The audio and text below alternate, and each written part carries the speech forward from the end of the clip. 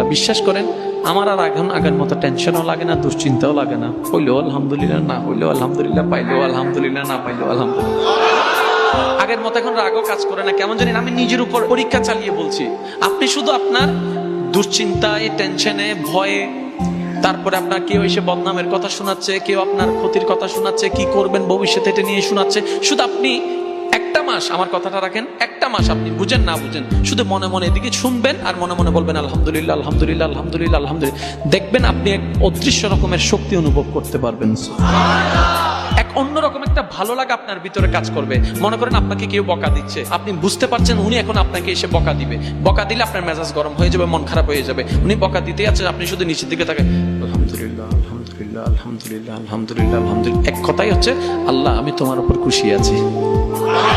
আপনি বাস এতটুকু বলেন আল্লাহ আমি তোমার উপর খুশি আছি, দেখবেন আপনার অন্তরটা প্রশান্তির সাগরে ভেসে যাবে।